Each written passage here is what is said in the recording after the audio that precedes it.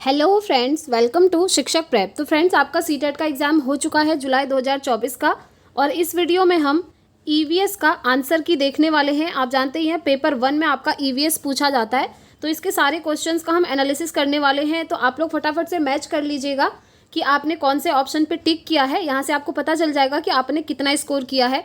तो चलिए स्टार्ट करते हैं और शुरू करते हैं ईवीएस की जो आंसर की है, और कमेंट करके ज़रूर बताइएगा कि आपने कितना स्कोर किया। और इससे पहले फ्रेंड्स, मैंने सारे सब्जेक्ट का आपको करवा दिया है आंसर की।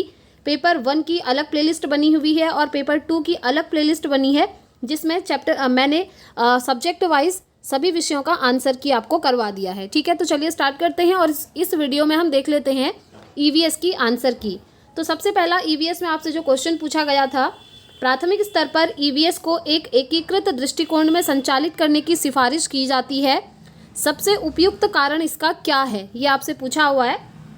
तो इसका राइट आंसर क्या होगा, देखिए। पहला है ईवीएस विषयों से मुद्दों को आकर्षित करता है, जैसे विज्ञान, सामाजिक विज्ञान, पर्यावरण शिक्षा, ये सही है। यह समग्र समझ विकसित करने में मदद करता है, ये भी ठीक है। छात्रों और शिक्षकों के बोझ को कम करने में मदद करता है, नहीं। एकीकृत ईवीएस पढ़ाना सुविधाजनक है। तो देखिए यहाँ पर इसका राइट आंसर हमारा क्या होगा, ऑप्शन 3 होगा, जिसमें लिखा है ए और बी दोनों ऑप्शन सही हैं। ठीक है, अभी हम सिर्फ आंसर्स देखते हुए चलेंगे, अभी ज़्यादा डिटेल एक्सप्लेनेशन पर हम नहीं जाएंगे। नेक्स्ट क्वेश्चन है, एक ईवीएस शिक्षक के रूप में आप चाहते हैं कि आपके विद्यार्थी वयस्कों के आसपास अपनी सुरक्षा के बारे में जागरूक हों ताकि वे यौन उत्पीड़न का शिकार ना हों। आपको कौन सा कदम सबसे उपयुक्त लगता है, बताइए। पहला है, उन्हें पॉक्सो एक्ट 2012 के बारे में बताएं। दूसरा है, उन्हें अजनबियों से दूर रहना चाहिए सिखाएं। या फिर तीसरा है, गुड टच और बैड टच के बारे में वर्कशॉप आयोजित करें। या फिर छात्राओं के लिए आत्मरक्षा कार्यशाला आयोजित करें। तो देखिए फ्रेंड्स, यहाँ पर इस क्वेश्चन में ना 2 ऑप्शंस पर यहाँ पर डाउट बना हुआ है। या तो आपका ऑप्शन 3 सही होगा या फिर ऑप्शन 4 सही होगा। ठीक है, आप लोग कमेंट करके बताइएगा कि आपको कौन सा ऑप्शन सही लगता है, क्योंकि पूरे पेपर में कुछ 1-2 क्वेश्चन ऐसे हो सकते हैं जिनके आंसर ऊपर नीचे हो सकते हैं। और अगर सीबीएसई ने दोनों को ही आंसर माना तो फिर आंसर की में आप लोगों को देखने को मिलेगा कि ये दोनों ही ऑप्शन आपके सही हैं।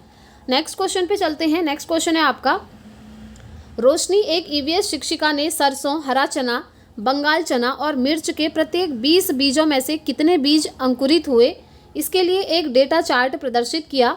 उन्होंने उनसे यह समझाने के लिए कहा कि विभिन्न बीजों की अंकुरण दर में भिन्नता क्यों होती है। वह कौन से कौशल का आकलन करना चाहती है, आपसे ये पूछा है। तो इसका राइट आंसर हो जाएगा प्रयोग। ठीक है, यानी कि एक्सपेरिमेंट। तो फर्स्ट ऑप्शन इसका राइट हो जाएगा।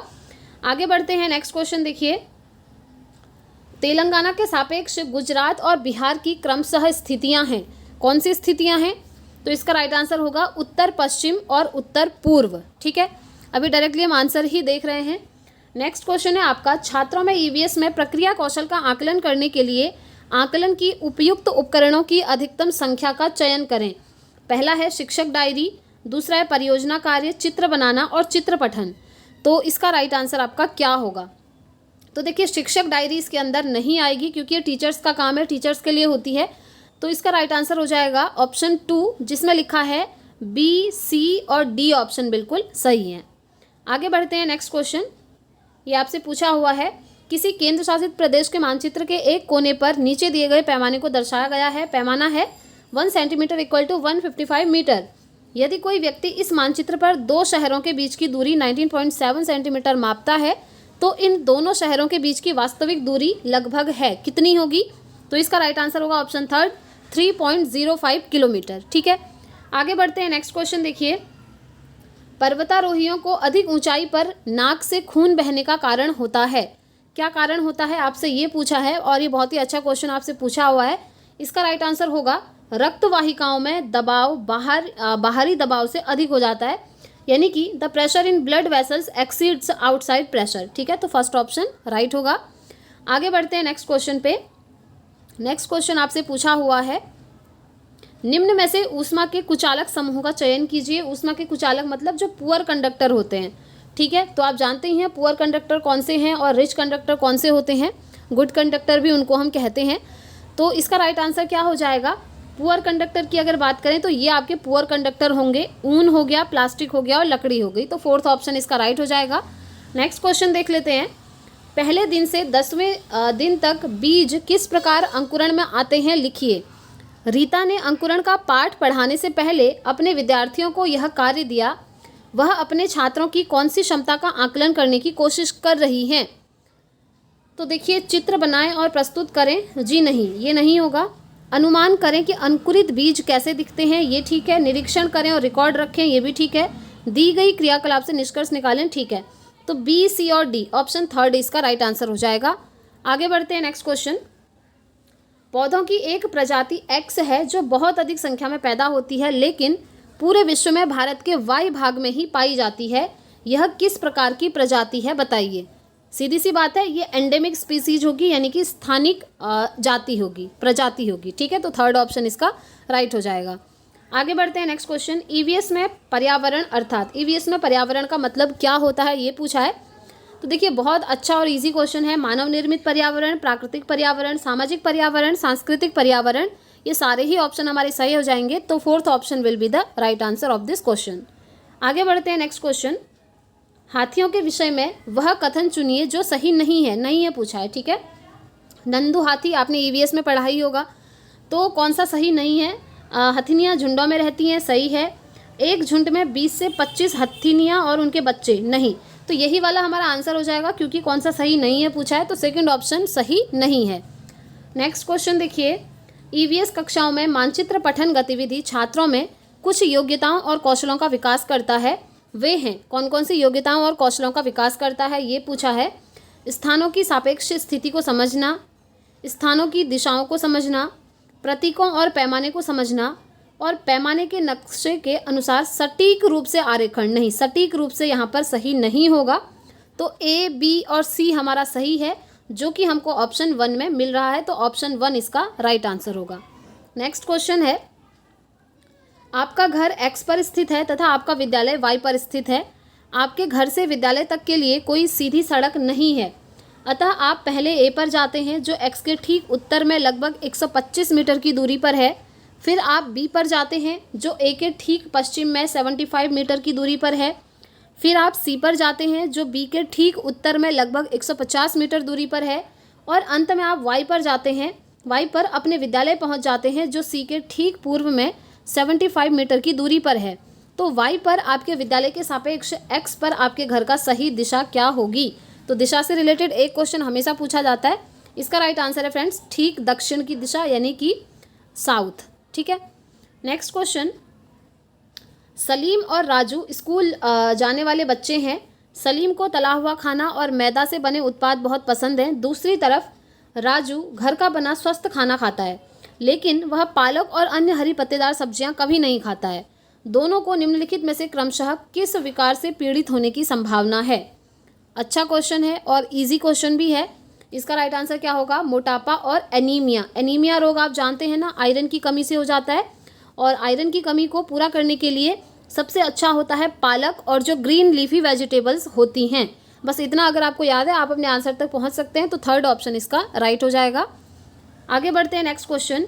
निम्नलिखित में से उस समूह को चुनिए जो मिश्र धातुओं से बना है। मिश्र धातु क्या होते हैं, आपके अलॉय होते हैं, ठीक है। तो अलॉय से कौन कौन से बने हैं, आपका जो स्टील होता है, ब्रास होता है और ब्रॉन्ज जो होता है, ये आपके क्या हैं, मिश्र धातुओं से बने हुए हैं। तो फोर्थ ऑप्शन इसका राइट हो जाएगा। आगे बढ़ते हैं। अजर्सन रीजन वाला क्वेश्चन आपसे पूछा है। अभिकथन है ईवीएस की पाठ्यपुस्तकों में कहानियों और आख्यानों का उपयोग किया गया है। क्या ये सही है? जी हाँ, बिल्कुल सही है। नेक्स्ट है कारण। उद्देश्य है कि बच्चे को संवेदनशील बनाना, यानी कि सेंसिटिव बनाना, क्योंकि वह कहानी में पात्रों के साथ तदानुभूति रख सकता है। पाठ्यपुस्तकें बच्चों को हमारे समाज के भीतर मौजूद व्यापक मतभेदों के प्रति संवेदनशील बनाना चाहिए। दोनों ही सही हैं। इसका राइट आंसर हो जाएगा ऑप्शन 1। अभिकथन और कारण दोनों सही हैं, और कारण जो है आपका अभिकथन की सही व्याख्या कर रहा है। नेक्स्ट क्वेश्चन पे चलते हैं। नेक्स्ट है आपका, पृथ्वी के आयतन में निम्नलिखित होते हैं। पृथ्वी के आयतन में क्या क्या होता है? वॉल्यूम ऑफ द अर्थ, यहाँ पर क्या क्या पाया जाता है? ये तो बहुत अच्छा क्वेश्चन है, आप सभी का सही भी हुआ होगा। पहला दिया है 1% परपटी, यानी कि क्रस्ट जो होती है आपकी। दूसरा है मेंटल 84%, और क्रोर है आपका कितना, 15%। तो इसका राइट आंसर ऑप्शन 4 हो जाएगा। ए, बी और सी यहाँ पर तीनों ही एकदम सही हैं। आगे बढ़ते हैं नेक्स्ट क्वेश्चन, ये आपका असर्शन रीजनिंग से पूछा है। अभिकथन है और कारण है। अभिकथन है आपका, अलब्रूनी और इब्न बतूता जैसे यात्रियों ने भारत से विभिन्न देशों की यात्रा की थी। सही बात है, यात्रा करी थी और यात्राओं से लोगों को एक दूसरे के विचारों को जानने का अवसर मिला है। ये दोनों ही यहाँ पर सही हैं, तो ऑप्शन 1 राइट हो जाएगा। ए और आर दोनों सही हैं और आर ए की सही व्याख्या कर रहा है। आगे बढ़ते हैं नेक्स्ट क्वेश्चन की तरफ। एक ईवीएस शिक्षिका अपने छात्रों से कल्पना करने और उत्तर देने के लिए कहती है, क्या होता अगर पृथ्वी से सभी पक्षियों को एक साथ मार दिया जाता। इस तरह के प्रश्न वो पूछ रही है। तो ऐसे प्रश्न आपके किस तरीके के प्रश्न होते हैं ये पूछा है। तो ऐसे प्रश्न होते हैं हमारे डाइवर्जेंट क्वेश्चन, यानी कि अपसारी प्रश्न। ठीक है, तो थर्ड ऑप्शन इसका राइट हो जाएगा। आगे बढ़ते हैं नेक्स्ट क्वेश्चन की तरफ। क्वेश्चन नंबर 81 है, एनसीईआरटी की 5वीं कक्षा की पाठ्यपुस्तक में झारखंड में रहने वाली सूर्यमणि की एक वास्तविक कहानी है जो आपने पढ़ी भी होगी। यह अध्याय आदिवासी जीवन और सूर्यमणि की भूमिका को दर्शाता है। छात्रों के लिए प्रासंगिक अध्याय द्वारा संबोधित सबसे महत्वपूर्ण पहलू का चयन कीजिए। तो सबसे महत्वपूर्ण पहलू का आपको चयन करना है और यह है आपका क्वेश्चन नंबर 81। तो देखिए, जनजातीय समुदायों के बारे में लोकप्रिय धारणाएं और पूर्वाग्रह सही है। वनवासियों और उनके पास रहने वाले जंगलों के बीच घनिष्ठ संबंध, ये भी सही है। और लड़कियों की शिक्षा, ये भी सही है, लेकिन ये यहाँ पर सही नहीं है। तो इसलिए ए, बी और सी, ऑप्शन 1 इसका राइट आंसर हो जाएगा। नेक्स्ट क्वेश्चन, निम्नलिखित में से कौन सा पर्वतों की उत्पत्ति ज्वालामुखी से मानी जाती है। तो देखिए, माउंट किलिमंजारो इसकी मानी जाती है, प्यूमीजामा की, बट आल्प्स पर्वत की नहीं मानी जाती है। तो इसलिए ए और बी सही होंगे, जो कि ऑप्शन 4 में हमको दिख रहा है। तो फोर्थ ऑप्शन इसका राइट हो जाएगा।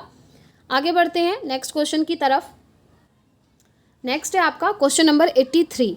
ठीक है, कौवा पेड़ की बहुत नीची डाल पर घोंसला बनाता है। वीवर पक्षी दो पत्तों को सीकर अपना घोंसला बनाता है। तो आपको बताना है सही है या फिर गलत है। तो देखिए, यहाँ पर ये दोनों ही सेंटेंस हमारे गलत हैं, इसलिए सेकंड ऑप्शन इसका राइट हो जाएगा। ए और बी दोनों यहाँ पर गलत हैं। आगे बढ़ते हैं नेक्स्ट क्वेश्चन। क्वेश्चन नंबर 84 है, ये भी असर्शन रीजन वाला क्वेश्चन है। अभिकथन है, अगर कोई तैरना नहीं भी जानता है तब भी मृत सागर में वह आसानी से तैर सकता है। क्यों तैर सकता है? क्योंकि वहाँ का जो पानी होता है वो बहुत ज़्यादा क्या होता है, नमकीन होता है। ठीक है, उसमें सॉल्ट का अमाउंट बहुत ज़्यादा होता है, इसलिए अगर किसी व्यक्ति को स्विमिंग नहीं भी आती है तो वहाँ पर वो तैरने लग जाएगा, डूबेगा नहीं। ये सही है। कारण है, मृत सागर के 1 लीटर पानी में 300 ग्राम नमक पाया जाता है, जो इसे सबसे अधिक नमक सांद्रित सागर बनाता है। 84 ओके, बिल्कुल सही है ये ऑप्शन। जैसा कि मैंने आपको बोला, यहाँ पर ज़्यादा अमाउंट में सॉल्ट होता है, इसीलिए ये रीज़न है। तो ऑप्शन 1 इसका राइट हो जाएगा। ए और आर दोनों सही हैं और आर ए की सही व्याख्या करता है। नेक्स्ट क्वेश्चन, समर अपने छात्रों से अपने परिवार के सदस्यों से सलाह लेने के लिए कहता है कि वे अलग अलग तरीक़ों से पकाए गए अलग अलग खाद्य पदार्थों के नामों का पता लगाएं, जैसे कि भाप देना, भूनना, उबालना, तलना आदि। सबसे उपयुक्त कारण डैश है। सबसे उपयुक्त कारण क्या होगा, ये आपसे पूछा है। तो इसका कारण है बच्चों को समूह में कार्य करने के अवसर प्रदान करना। और अगर आपने मेरी टैग वर्ड वाली वीडियोस देखी होंगी सारे सब्जेक्ट की, तो मैंने ईवीएस में बताया था, अगर बच्चों को अवसर दिए जा रहे हैं तो ऐसे ऑप्शन हमेशा सही होते हैं। ठीक है, तो बच्चों को अवसर देना, it is a positive thing. Next question, निम्नलिखित में से कौन प्राथमिक स्तर पर ईवीएस पढ़ाने में अनुभवात्मक रणनीतियों का सबसे अच्छा दर्शाता है। तो पहला है चर्चा, ये तो सही है। प्रदर्शन, क्षेत्र भ्रमण, कला, एकीकृत शिक्षा। तो इसका राइट आंसर क्या होना चाहिए? राइट आंसर होना चाहिए ऑप्शन 3। ए, सी और डी यहाँ पर सही हैं और बी यहाँ पर सही नहीं है, तो इसीलिए third option will be the right answer. आगे बढ़ते हैं नेक्स्ट क्वेश्चन। ईवीएस पाठ्यचर्या सीखने के सामाजिक रचनावादी परिप्रेक्ष्य में तैयार किया गया है। सही है। बच्चों के गहन अध्ययन के साथ बच्चों के सीखने के बारे में पियाजे के विचार सामाजिक रचनावादी परिप्रेक्ष्य का प्रतिनिधित्व करते हैं। बिल्कुल, और जो पियाजे थे वो खुद भी रचनावादी थे, आप जानते ही हैं। तो ऑप्शन 1 इसका राइट हो जाएगा। कथन फर्स्ट और सेकंड दोनों ही यहाँ पर बिल्कुल सही हैं। आगे बढ़ते हैं नेक्स्ट क्वेश्चन। भारत में 7:30 PM है और उसी दिन 2 PM कहाँ होगा, कौन सी जगह में होगा, ये क्वेश्चन पूछा है। तो लंदन इसका बिल्कुल राइट आंसर हो जाएगा। आगे बढ़ते हैं नेक्स्ट क्वेश्चन। देखिए, क्वेश्चन नंबर 89 है। निम्नलिखित में से कौन सी रणनीति यात्रा थीम को पढ़ाते समय इंक्वायरी को बढ़ाती है। जो ईवीएस की थीम है और सब थीम है उससे रिलेटेड ये क्वेश्चन पूछा है। तो इसका राइट आंसर होगा ऑप्शन 2, छात्रों से उनके या उनके पड़ोसियों के यात्रा के अनुभवों को बताने के लिए कहना। ठीक है, तो सेकंड ऑप्शन इसका राइट हो जाएगा। आगे बढ़ते हैं और ये ईवीएस का लास्ट क्वेश्चन है हमारा, और कमेंट करके ज़रूर बताइएगा कि ईवीएस में आपने कितना स्कोर किया है। ईवीएस पढ़ाते समय एक शिक्षक निम्नलिखित विधियों का पालन करता है: सोचो, जोड़ो, साझा करो, पारस्परिक सहपाठी ट्यूशन, जिज्ञासा रणनीति, सहपाठी पुनरीक्षण। ये उदाहरण हैं। ये किस चीज़ के उदाहरण हैं ये पूछा है, तो ये उदाहरण है फ्रेंड्स आपके सहपाठी समूह द्वारा सीखना। ठीक है, फर्स्ट ऑप्शन इसका राइट होगा। इस तरीके से फ्रेंड्स हमने ईवीएस का पूरा क्वेश्चन पेपर का आंसर की देख लिया है। अदर सब्जेक्ट का भी अगर आपको देखना है तो चैनल पर देखिएगा, आपको प्लेलिस्ट मिल जाएगी। एंड फ्रेंड्स, अगर आपने अभी तक मेरे टेलीग्राम चैनल को ज्वाइन नहीं करा है तो आप टेलीग्राम को ज़रूर ज्वाइन कर लीजिए, क्योंकि वहाँ पर सारी आपको इंपॉर्टेंट चीज़ें, अपडेट्स, पीडीएफ वगैरह मिलती रहती हैं। तो इस वीडियो में इतना ही रखते हैं, मिलते हैं नेक्स्ट वीडियो में। Thanks for watching.